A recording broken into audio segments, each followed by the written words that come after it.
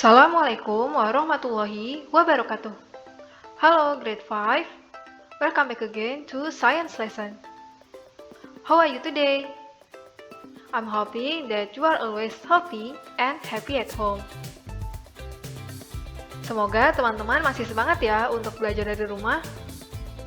Hari ini kita akan melanjutkan pembelajaran kita tentang light energy atau energi cahaya.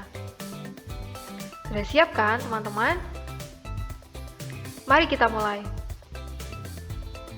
Before we continue our lesson, let's pray together by saying basmalah and doa before studying.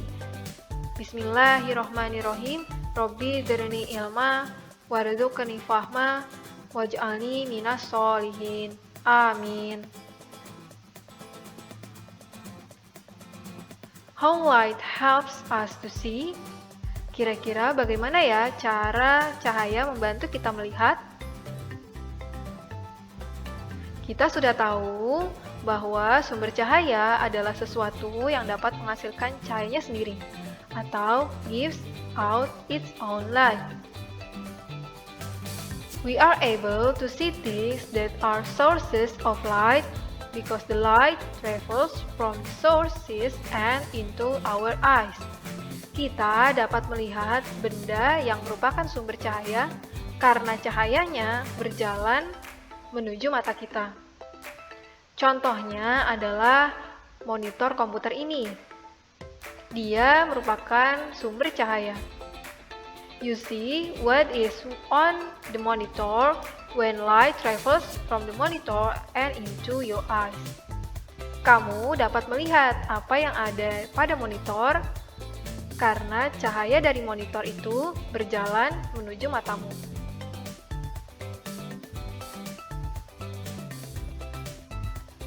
Coba teman-teman perhatikan gambar masjid Sultan Omar Ali Saifuddin ini. Ini pada waktu siang hari dan ini pada waktu malam hari. Apakah masjid ini sumber cahaya? Bukan ya, masjid bukan sumber cahaya. Tapi bagaimana cara kita melihat masjid ini? Kenapa dia tetap bisa kita lihat? Jadi, prosesnya seperti ini. When light falls on an object, some of light is reflected off or bounces off the object. Ketika ada cahaya jatuh pada sebuah benda, cahaya ini akan dipantulkan atau reflected off. Atau dia akan memantul, bounces off dari bendanya. This light travels to our eyes and allow us to see the object. Cahaya yang tadi dipantulkan akan berjalan menuju mata kita, sehingga kita dapat melihat benda itu. Nah, kalau di sini, kalau waktu siang hari, kira-kira sumber cahayanya siapa ya? Ya, berarti cahaya matahari. Cahaya matahari ini, ketika jatuh pada masjid, maka masjidnya akan memantulkan kembali cahayanya, lalu menuju mata kita, sehingga kita dapat melihat masjid itu. A good way to see how light is reflected off an object is to use a mirror. Nah, salah satu cara terbaik untuk melihat bagaimana cahaya dipantulkan yaitu dengan menggunakan kaca. In the photograph below, light is reflected off the girl's face onto the mirror. Pada gambar ini, cahaya dipantulkan dari wajah anak perempuannya menuju kaca, dan kaca mengembalikannya lagi. The mirror reflects the light back. Jadi kaca itu memantulkan kembali cahayanya menuju mata si anak, sehingga dia bisa melihat bayangannya sendiri. Contoh yang lain yaitu pada gambar ini. Burung kakatua hijau ini bukan sumber cahaya. The green parrot on the right is not a source of light. The girl is able to see the parrot because it is reflecting light from the sun. Tapi anak perempuan ini dapat melihat burung kakatuanya. Kenapa? Karena cahaya dipantulkan dari matahari. Jadi, cahaya jatuh pada burung kakatua ini. Kemudian, cahaya ini dipantulkan ke mata anak. Maka, dia dapat melihat burung kakatuanya. Lalu bagaimana dengan bulan? The moon is not a source of light. Bulan juga bukan sumber cahaya. Tapi bagaimana cara kita melihat bulan? Ya, caranya yaitu sama. Yang pertama, the sun, cahaya mataharinya falls onto the moon. Dia jatuh pada bulan ini. Lalu, bulannya memantulkan cahayanya menuju bumi.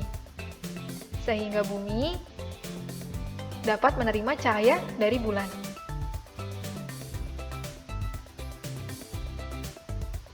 Contoh yang lainnya yaitu benda-benda yang ada di rumah atau di kelas. Kita dapat melihat banyak benda di kelas, padahal mereka bukan sumber cahaya. Lalu bagaimana cara kita melihat?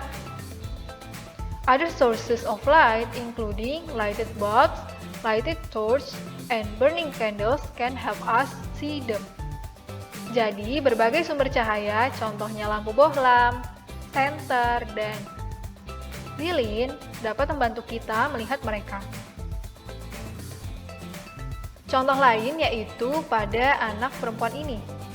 The girl below is able to see what she is writing because light from the lamp falls on the paper and is then reflected into her eyes. Anak perempuan ini dapat melihat apa yang dia tulis karena cahaya dari lampunya jatuh pada kertasnya dan kemudian dipantulkan atau reflected ke matanya.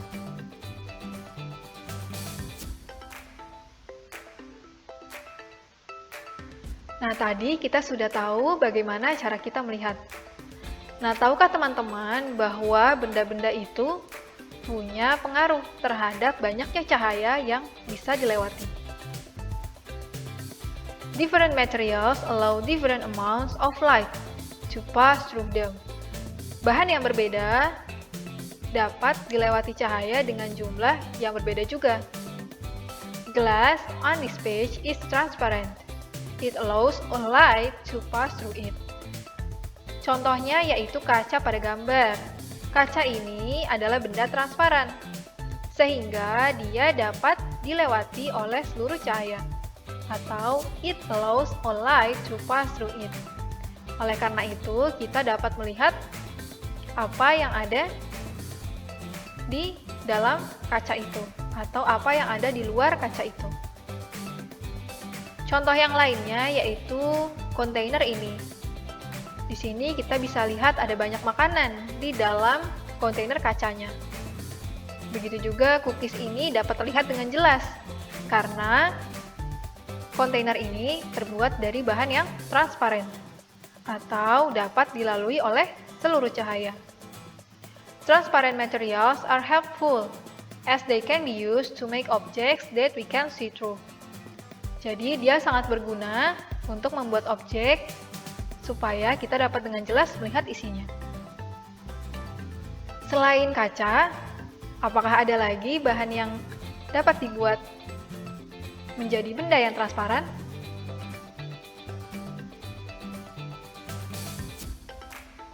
Nah, tadi kita sudah lihat bahwa kaca itu adalah benda transparan.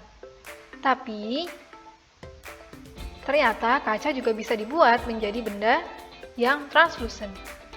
Contohnya adalah pada jendela ini. Jendela ini also made of glass. Dia juga terbuat dari kaca. However, it is different in that it is translucent. Tapi dia berbeda karena dia translucent.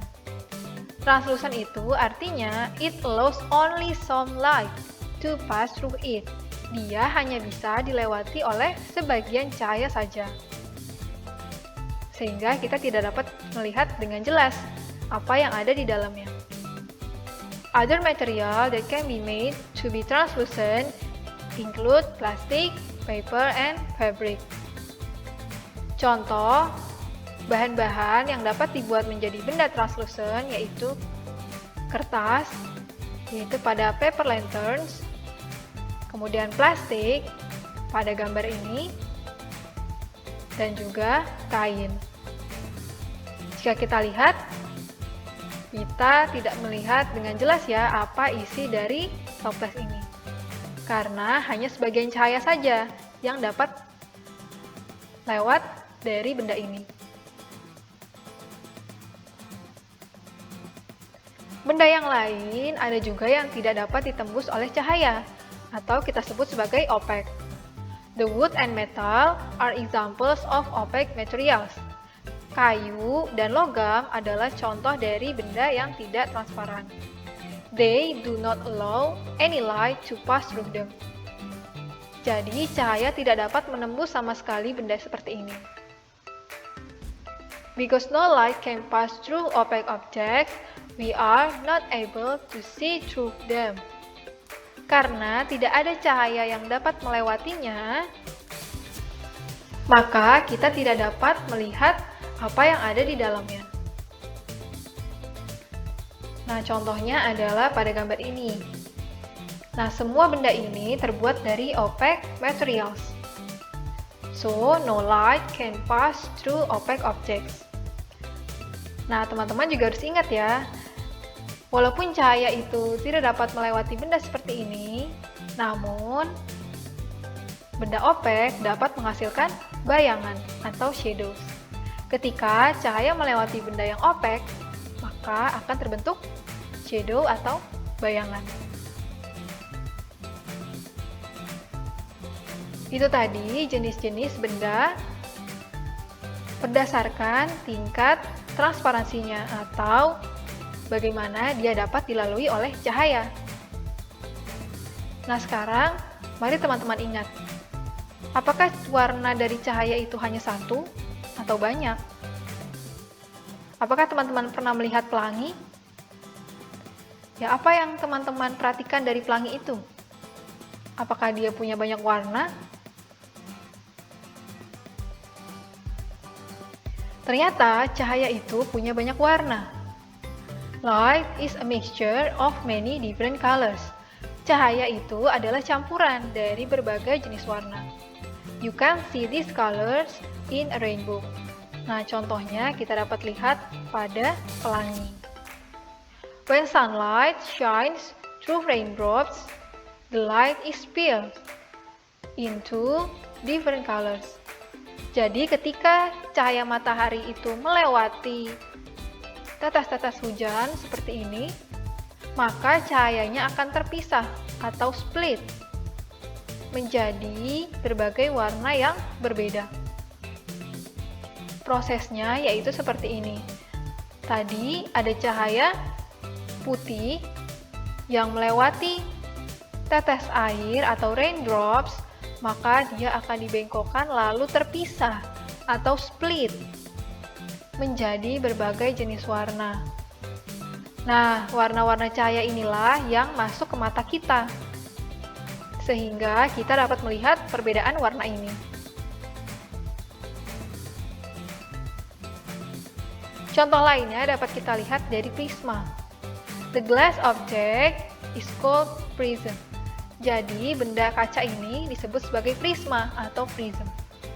When light shines on the glass, the prism bends or changes the direction the light is traveling. Ketika ada cahaya dilewatkan pada prisma ini, maka cahayanya akan dibengkokkan. Nah, jika teman-teman lihat ini jadi nggak lurus. Nah, lalu dia diubah arahnya atau change direction. Setelah itu, ternyata warna-warna dari cahaya ini terpisah. Jadi, some color of light are bent more than others. Jadi, beberapa jenis cahaya dibengkokkan lebih dari yang lain. Dan ini menyebabkan this causes the light to be split into different colors. Akhirnya, cahaya-cahaya ini terpisah menjadi berbagai jenis warna. When white light is split into different colors, the colors always appear in the same order as shown below.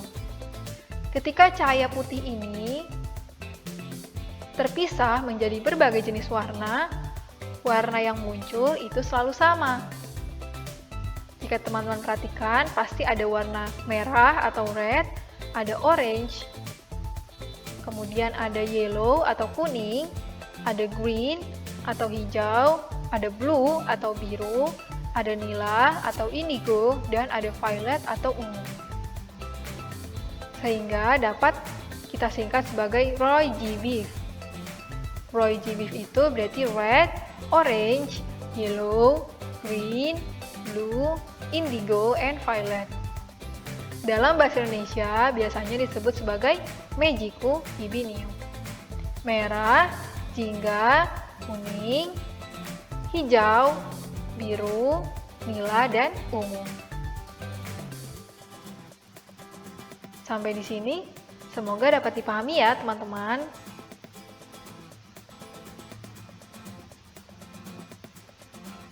Oke teman-teman, thank you for watching this video. Nah, pada bahasan kali ini, kalian akan melakukan eksperimen. Activity 27. Nah, teman-teman bisa menggunakan bahan-bahan ini. Namun, tidak perlu menggunakan data logger. Yang kalian butuhkan adalah torch, kertas A4, kardus, kertas tisu, kemudian plastik kresek, aluminium foil jika ada, dan plastik film jika ada. Jika teman-teman tidak memiliki aluminium foil dan plastik film, silakan ganti dengan bahan lain yang ada di rumah. Boleh kain berwarna putih atau benda lainnya yang terbuat dari plastik atau benda yang opek yang tidak tembus pandang. Kemudian caranya yaitu seperti ini. Gunakan senter itu dan arahkan ke benda yang akan kita uji. Jadi di sini kita akan melihat benda mana yang transparent, mana yang translucent, mana yang opaque. Jadi teman-teman akan melihat kalau misalnya dia transparan, maka cahaya senternya akan menembus. Jika dia benda translucent, maka hanya sedikit cahaya saja yang menembus. Kalau dia benda opaque, maka cahayanya pasti tidak akan tembus. Jadi setiap benda ini teman-teman beri center. Lalu dilihat manakah yang tembus cahaya, manakah yang tidak. Jika teman-teman tidak ada center di rumah, boleh gunakan center yang ada di HP orang tua kalian. Setelah itu, teman-teman tulis hasilnya. Did it allow light to pass through? Apakah benda-benda ini dapat dilewati oleh cahaya? Kemudian, berapa banyak cahaya yang bisa lewat? Apakah semua? Atau all? Ataukah sebagian saja atau some? Kalau seluruhnya berarti all, kalau sebagian saja berarti some. Kemudian teman-teman classify atau kelompokkan. Mana tadi yang transparan, mana tadi yang translucent, mana tadi yang opaque. Ingat kata kuncinya, transparan berarti semua cahayanya dapat lewat. Translucent berarti hanya sebagian. And opaque tidak dapat dilewati oleh cahaya. Sampai di sini, semoga dapat dipahami ya teman-teman. Nah, untuk percobaan yang ini, mohon bantuan untuk ayah dan bunda untuk membuatkan video singkatnya atau merekam aktivitas Ananda dalam eksperimen ini. Tidak perlu panjang-panjang, cukup maksimal 2 menit saja.